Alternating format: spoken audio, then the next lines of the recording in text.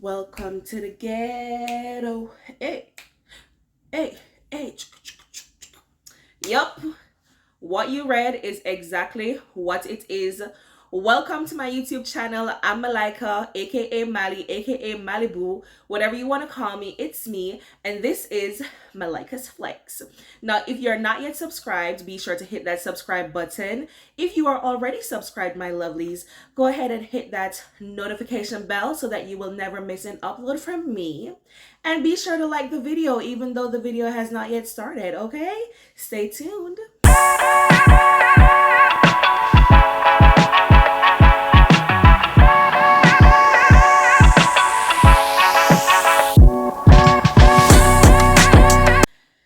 So yeah, here's my journey.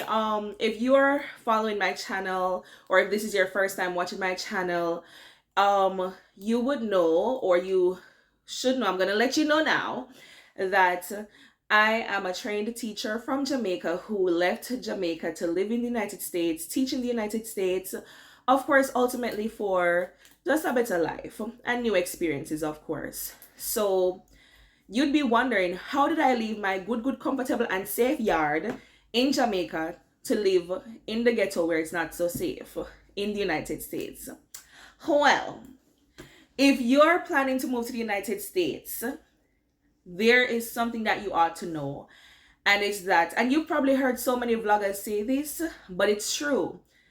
The US runs off of credit, and it runs off of history, like your rental history, different things that will qualify you to live in a decent home. Now, when I was in Jamaica and I was looking for an apartment here to live, first of all, the Jamaican currency is different. And to apply for an apartment, or to get an apartment, most of these apartments, the application overall is like $100, $200, $250 maybe. And that's just for the application. So you're like, I don't want to apply to something and I'm not sure if I'm going to get through. Okay, that's number one. So I think I applied to 3 apartments. And the thing is, I realized now that, or after coming here, that some of these apartments were actually trying to call me to better understand my situation, but they were not able to get through to my phone because I had a Jamaican number and they did not have international calling. That's number one. All right.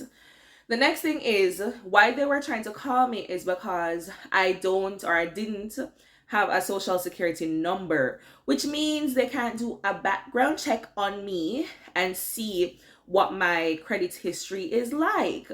I also did not have 3 months pay in the back, because to apply to most of these apartments, they want to see 3 months check up front and not your Jamaican check, because obviously the currency is different. They want to see that you're a working individual here in the US, and they want to verify that you make 3 times the rent. Most of these apartments require that you make at least 3 times the rent. Some apartments say 3.5 times the rent. And that can be you as an individual if you're the only person applying, or you along with somebody. So let's say by myself I make 2 times the rent, but I'm renting the place with somebody else. When we come together, we make 3 or more than 3 times the rent. So that's that. So it's kind of difficult because obviously I'm earning in Jamaican dollars and I am not earning 3 times anybody's rent in the US with my Jamaican pay. So yeah. Anywho, there was this apartment, and I should have realized, and I'm still grateful to this day that they reached out, because the truth is I had nowhere to go. I had nowhere to live. If you listen to, I don't think I did this on YouTube, I did it on TikTok. When I just came here, I arrived in this country not knowing where I would lay my head that very night. Okay? And weeks leading up to me, coming here, like anybody that, knew me knew that I was panicking because I didn't have anywhere to stay. Like, I was looking for apartments. I wasn't getting through. And by the way, if you're looking for an apartment, you're migrating here, you're looking for an apartment or a house to rent, because some areas are more apartment based, other areas are more house based. But yeah, whatever you're looking for, ensure that you call, because sometimes on their website it says that the unit is available when it's really not. It's gone, but they still have it on their website, and so you'd have paid that application fee, which is non-refundable, by the way. and then not get through with that apartment or that unit. But anywho, so I was calling around just to ensure that okay, these apartments are available, whatnot not. Most of them were not answering their phones, and thank God for my cousin. Big up yourself, girl. She was the one who called the apartment that I eventually got through with and talked to them for a long period of time to let them know, listen, she's coming from a different country, so she doesn't have credit history because that's not a thing in her country. She doesn't have rental history or all of that because she's coming from a different country. And so that apartment worked with me. It took a while because I was actually here for a month. Thank God I was able to stay at somebody's house for a month. I didn't know this lady, by the way. That's another story. But yes, and after a month, they contacted me and, they apologized for taking so long to reach out because they were just trying to find a way to process me without doing a background check since that was something unique to them. And so we were so happy, like, oh my God, we got an apartment. I would text all our friends and let them know that okay, we have somewhere to stay now. We're good, yada yada yada. But guys, I should have known that this was just too good to be true. So we were staying in a what do you call it? In a studio apartment. That was our starter. And the thing is, moving from Jamaica to the US, everything looked nice to us because what we call ghetto is zinc fence and those and dirt road and whatever. But here, the ghetto looked nice to us at least. To an American, they'll probably see some areas and know right off the bat, hey, this is the ghetto. But for us, ghetto looked nice. It looked good. Looked like hotel, So we were pleased with our apartment. Looked good. Had a pool. Had a playground. We're not used to those things in Jamaica. But we didn't even know that we were living in the ghetto. And guys, if you are moving, please check out the reviews for the place. Please, please, please, please, please check the reviews. When I was looking for our second apartment, when we were looking for our second apartment, we ensured to look for the lowest reviews and take those ones very, very seriously. Okay, so we're there living, and I think the first month was fine. The only issue we had with our apartment was our unit didn't come with a washer and dryer setup, and so we had to be hauling our clothes to the laundromat, which was still within our apartment complex, but that was the only discomfort for us. Then one night out of the blues, after 9, you're probably getting ready to go to sleep, or maybe you start sleep already. Pipe, pipe, pipe, pipe, pipe, pipe, pipe. And you're like, what is going on? What is going on? Now, me, when I used to gunshot, I was on the floor. Sheldon is originally from the ghetto, so him used to hear gunshot, but me no used to hear gunshot, none at all. And where we were living in Jamaica, we were living in Spanish Town, and yes, everybody know that Spanish Town is known to generally be a bad area, but where we were living in Spanish Town, we were very much safe for the most part. Never had any major issues. There was this one little time, but like otherwise we were safe. So yeah, hearing gunshots on the ground, and I was traumatized. And you're just thinking, okay, this is a one-off thing. This is not something that will be happening frequently. And then we realized that it was like a every other week thing, or just randomly you'll just hear gunshots at any time of the night. Never really not during the day, just any time of the night.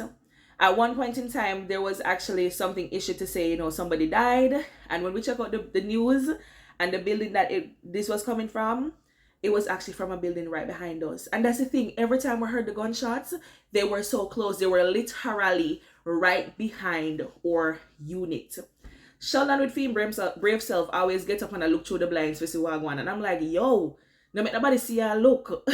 But anywho. So our lease for that apartment was actually for a year. And why we say we got set up, or this was too good to be true, was like, if this place was so nice, they wouldn't have units available like that, because other apartments, so when you call them, they have nothing available, or the units go by very fast because they're good apartments and people want to live there.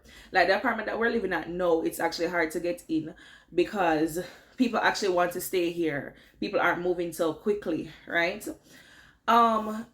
So yeah, it was very suspicious that they were just so willing to work with us and try to get us processed and to live in their apartment units. And but anywho, I'm still grateful because, as I said before, we had nowhere to live. So I'm happy that they still, took us in, which gave us a chance to take time and build our credit. We now had rental history. But yeah, back to what I was saying. Our lease was for a year. I think the lease was from August to the next August, and we actually broke our lease in April. Yeah, we emailed them and we're like, we want to break our lease. What's the process? The process was that we should give them, I think, 2 months notice, but in the email they said 1 month, so we used that against them, and so they had to work with that. They so 1 month notice, and we had to pay 1 month's rent upfront. And trust me, we were willing to pay the 1 month extra rent because we wanted to get out of that place all the time. As a matter of fact, I had a part-time job, not in the US, and let me emphasize, my part-time job was not in the US. And I have to say this because of the visa that I'm on, I'm not legally allowed to work a second job in the US. So I want to be sure to say once more, my second job was not in the US. It was actually in South America with a Hispanic country. I was teaching English to Hispanic students. Anywho, because of the constant gunshots, like, I'll be in the night teaching my lessons, and I have to be there on the screen saying good job and all of that good stuff, and behind me is pie, and I have to be keeping my composure. Meanwhile, I'm freaking out on the inside, right? And I have to, finish up my classes. As a matter of fact, because of that, I had to cancel some classes, and eventually I quit the job. Not just because of that, for other things as well, but that was also something that played a part, because I was like, it is so uncomfortable teaching my classes and having gunshots in the background. Ooh. So yeah, that was basically the ghetto. At one point in time, Sheldon, because he's always looking outside, he could have sworn that he saw a youth with a gun. Because in Georgia, if you guys don't know, and I don't think I said this before, yes, I'm in Georgia. I'm close to Atlanta. And in Georgia, generally, it's not illegal to have an unlicensed firearm once you have it at home or in your vehicle. But I don't think you're allowed to carry an unlicensed firearm around you, like in public. But it's legal for you to have it at home or in your car. So, like, everybody has a gun. Okay? So, it's so accessible.